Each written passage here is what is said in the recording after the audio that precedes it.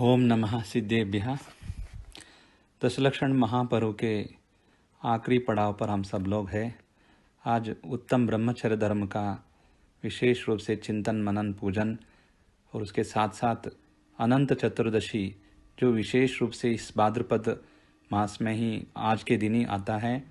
अत्यंत पवित्र एवं सर्वोत्कृष्ट पर्वों में, सर्वोत्कृष्ट व्रतों में इनको गिना जाता है कि अनादि काल से भी जो दशलक्षण पर्व आ रहे हैं उनमें इस वर्तमान काल में 14वें तीर्थंकर जो अनंतनाथ भगवान हुए, उनके व्रत आधारित इस कहानी जो आप लोगों ने सुना है, उस व्रत को पालन करते हुए हजारों सालों से हमारे समाज में इसको आए हैं।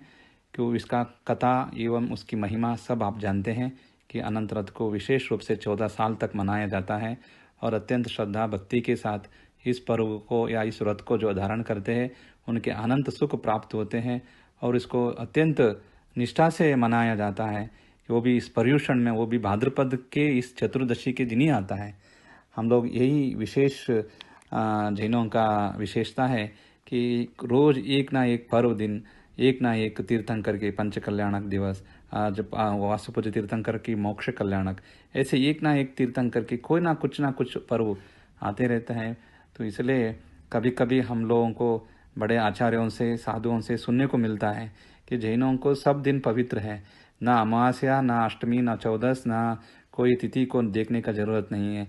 अगर हमको अपने तीर्थंकर भगवान को हम मानते हैं तो उस दिन अगर कोई भगवान का कल्याणक दिवस रहेगा, जन्म कल्याणम धर्म कल्याणम, तो उस दिन में हम कोई भी अच्छा शुभ कार्य कर सकते, क्योंकि उस दिन भगवान ने जन्म लिया था, उस दिन भगवान का केवल ज्ञान हुआ था, मोक्ष हुआ था। ऐसे पवित्र दिन, क्योंकि 12 महीने में हम सभी अमावस्या को अशुभ मानते हैं, लेकिन वही अमावस के दिन महावीर भगवान मोक्ष गए उसको पवित्र मानते हैं। तो इस कारण से हमारे लिए तीर्थंकरों के जो पुण्य तिथियां हैं, जो पवित्र दिन हैं, तो उनको हम कभी भी शुभ मान सकते हैं। तो इस प्रकार दशलक्षण के इस आखिरी पड़ाव में उत्तम ब्रह्मचर्य धर्म है।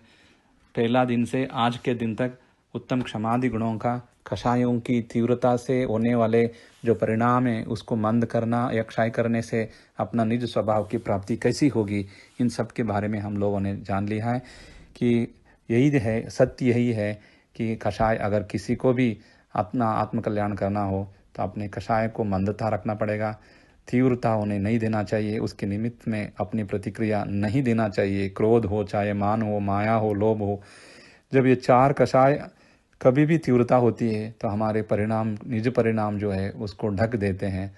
तब अनंतों काल तक हम अपने स्वभाव को जानने के लिए बहुत कुछ प्रयास करना पड़ता है, तपस्या करना पड़ता है। तो ये हमारे लिए तत्वार सूत्र या आचार्यों की वाणी को हमारे जीवन के लिए आदर्श मानकर चलना चाहिए।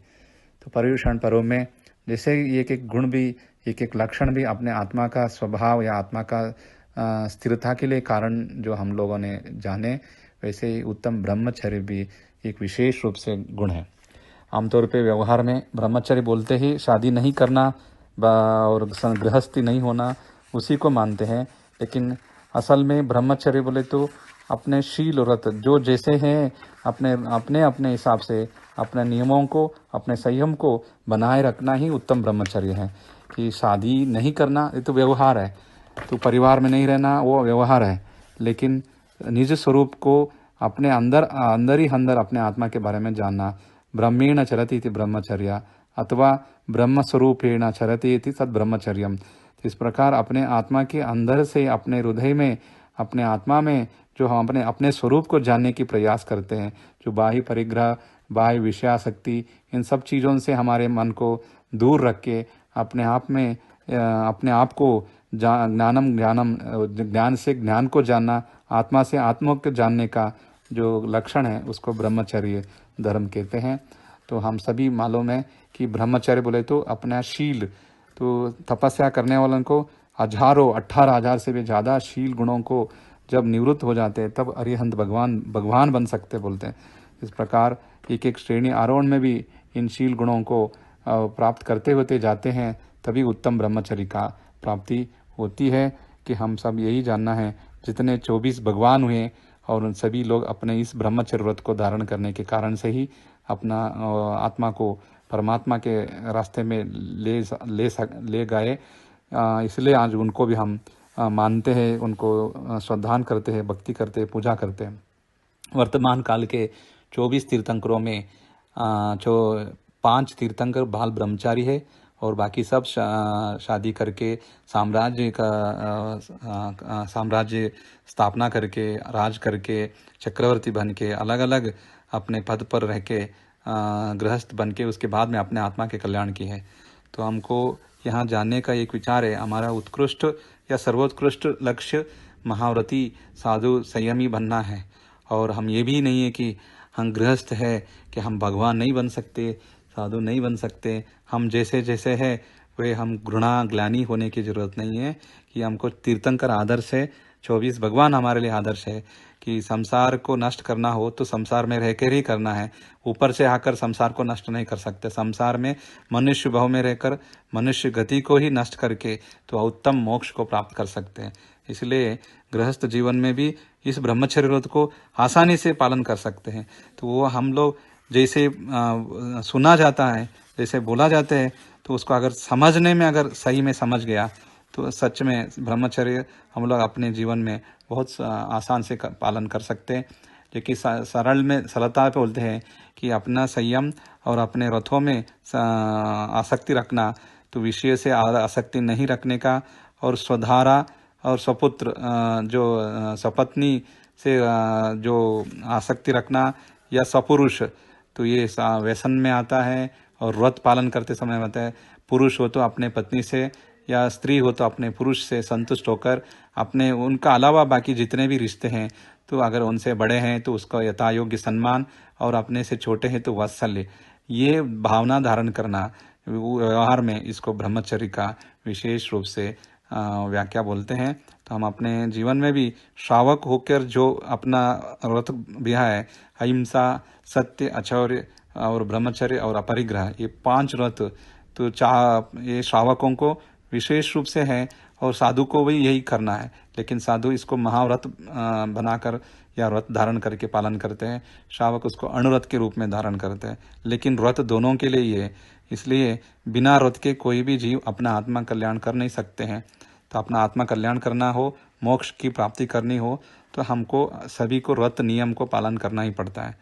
तो आप सभी 5 इंद्रियों के बारे में संयम व्रत के संयम धर्म में आपने सुना, तप धर्म में सुना, जिसको भी अपने प्राणी संयम, इंद्रिय संयम इत्यादि में जब तक अपने आसक्ति कम नहीं करते तब तक संयम का पूर्णता या अपना व्रत का पूर्णता नहीं होती है।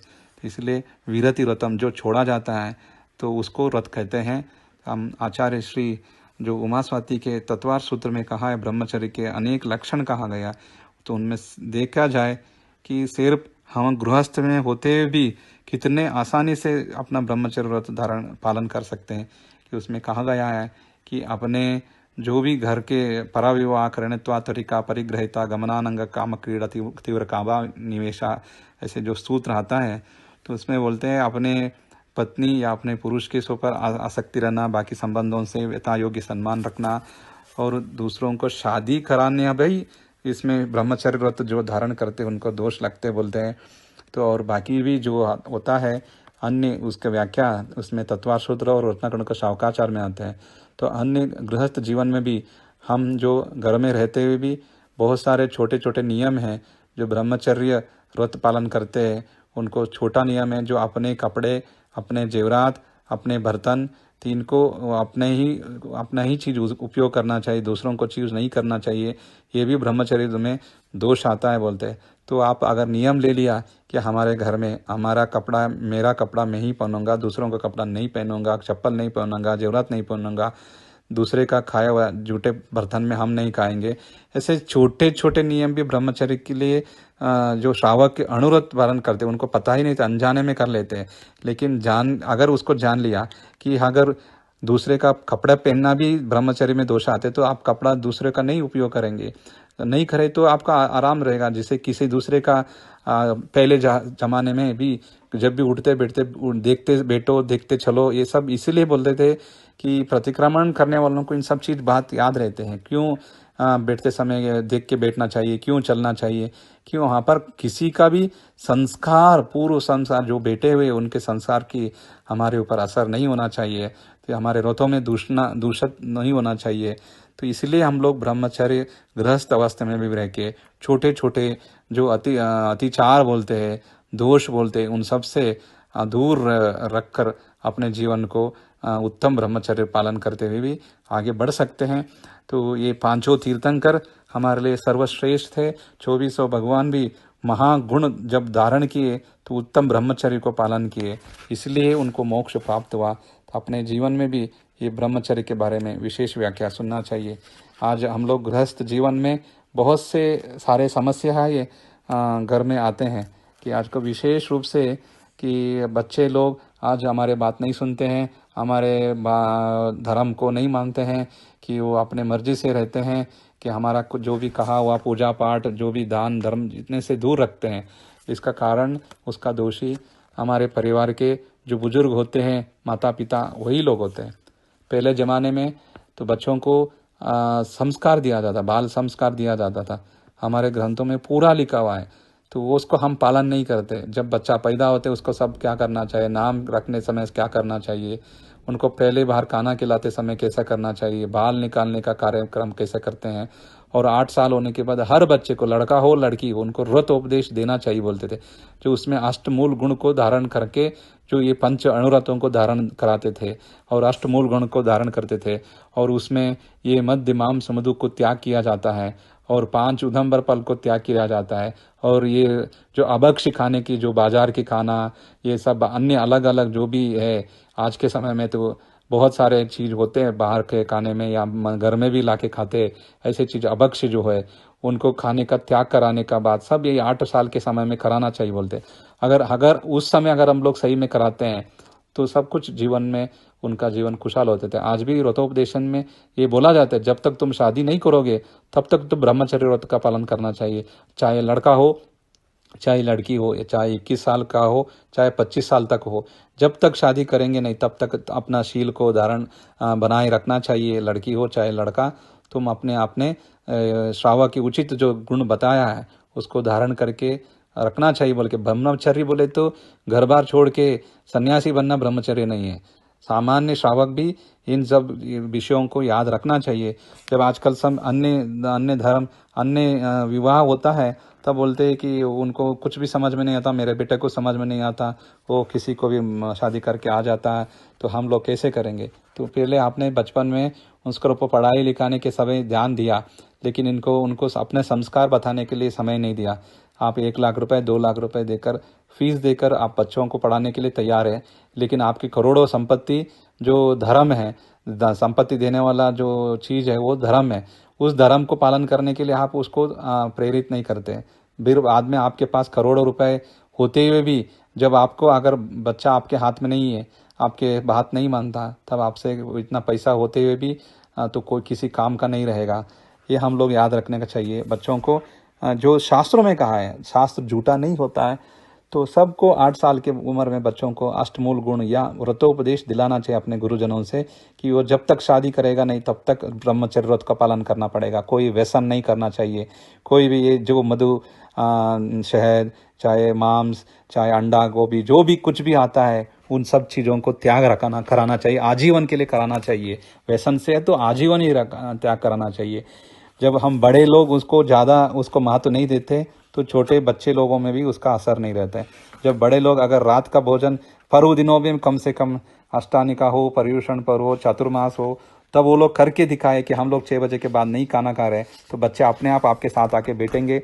जब आप कोई बाजार का खाना आप खाना छोड़ देंगे, तो बच्चे आप जो खा रहे हैं शुद्ध वही खाने के लिए आप तैयार हो जाएंगे। लेकिन आप उनको जो चाहिए वो दिलाकर, जो चाहिए जैसा करने के लिए बुलाकर, तो फिर बाद में आप पछतावा करने से कोई उचित नहीं लगेगा। तो आप पर्युषण पर्व में ये जो पूजा करते हैं, ये सब चीज़ आपको याद आता है कि संस्कार कितना महत्व है। दशलक्षण पर्व में सिर्फ 10 दिन के लिए ये संस्कार की बातें नहीं सुनने का, ये सिर्फ 10 दिन के लिए नहीं है पर्युषण पर्व, ये तो हर क्षण के लिए है। हर क्षण हम ये सब बात को याद रखना चाहिए हमारे गृहस्थ जीवन में, कैसे आप कितना महत्व ब्रह्मचर्य व्रत, शील व्रत, ये आपने जो भी संयम हमने लिया है उसको पालन करना कितना विशेष है, अपना जीवन कल्याण के लिए समझना चाहिए। तो यही हम भावना करते हैं। जितने आचार्य साधु अपने जीवन को कल्याण के मार्ग पर ले जा रहे हैं महाव्रत को धारण करते हुए, तो उनका आदर्श हम सबके लिए रहे। और अपने बच्चों में कम से कम साल में 1 बार 2 बार अपने धर्म की कभी एक बार आपको समय मिला, आधा घंटा कहीं एक अच्छा क्षेत्र लेके जाइए, तो वहाँ का विशेषता बताइए। चाहे कहीं भी आप उत्तर भारत में रहते हो, दिल्ली में रहते हो, कोलकाता में रहते हो, कहीं कहीं अपने अपने शहर के पास में जो बड़ा क्षेत्र रहता है, दिल्ली में हो तो हस्तिनापुर लेके जाइए, कलकत्ता में हो तो शिखर जी लेके जाइए, अहमदाबाद में रहते तो गिरनार लेके जाइए, राजस्थान में रहते तो महावीर जी लेके जाइए। तो अपने बच्चों को एक दिन आप दे दिए, साल में एक दिन वहाँ ले जाके पूरा हमारे धर्म की छोटे छोटे चीज़, ये देखो भगवान है, हाथ जोड़ो, ये भगवान है, देखो उसको नमस्कार करो, आदिनाथ भगवान है, इनका ऐसा चरित्र है, इनका ऐसा स्टोरी है। पहले ज़माने में तो बच्चों को सुलाने के लिए अपने धर्म की कहानियाँ बताते थे, जैन धर्म की तीर्थंकरों की उनकी महिमा कहानियाँ बताते थे। आज तो उनका कथा तो छोड़ दिया, आज तो इंग्लिश के बड़े बड़े नॉवेल्स दे देते हैं, ये पढ़ो, तो उसमें तो यही रहते हैं कि लड़की को कैसे भगा के ले जाते हैं, उन्होंने कैसे शादी किया, उन्होंने कैसा चोरी किया, किस बिल्डिंग में चढ़कर कैसे चोरी किया, और उन्होंने किसको कैसे मारा, ये ऐसे नॉवेल में रहते हैं। तो बच्चों को वही पढ़ाते हैं, तो वो रात को पढ़ते हैं, रात में सपना देखते हैं, दिन में उसी के बारे में सोचते हैं, मुझे स्टोरी में ऐसा है, हम सुपरमैन बनना है, ये बनना है। जब आप मैन जैसा नहीं रहते, सुपरमैन डुपरमैन रह के भी क्या होना है। तो हम सदा अपने बच्चों को अच्छे बातों को सिखाना चाहिए, धर्म की। आप देखो महावीर भगवान के चरित्र कितना अच्छे है, पारसनाथ भगवान के चरित्र कितना अच्छे है, आदिनाथ भगवान की कितना अच्छा भगवान है। और सबसे ज़्यादा ट्रेजिडी स्टोरी अगर आपको पढ़ाना है, आपको किसी नावल को पढ़ना की ज़रूरत नहीं। लोग आजकल ट्रेजिडी इसको पढ़ने में कितना मज़ा आता है बोलते हैं, लेकिन पारसनाथ भगवान को देखो कितना कष्ट सहन किया, आखिर में उसको हैंड में कैसे सक्सेस मिला, तो उसको पढ़ो।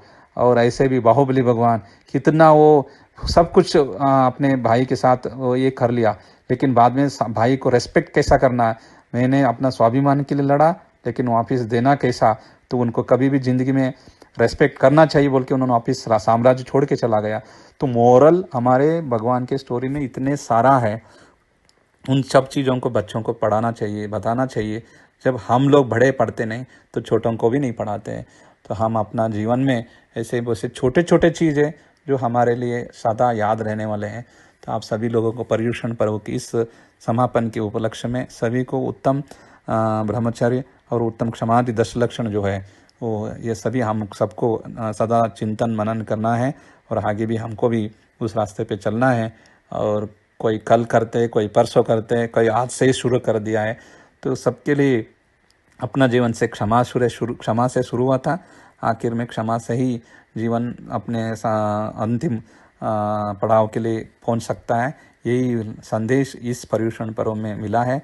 तो सदा हम जितने भी सभी जीवों से उत्तम क्षमा और सबको क्षमा और सभी साधुजनों को यथा योग्य विनय करते हुए अपने बात को विराम देते। बोले उत्तम 10 लक्षण महापर्व की अनंतनाथ भगवान की जय।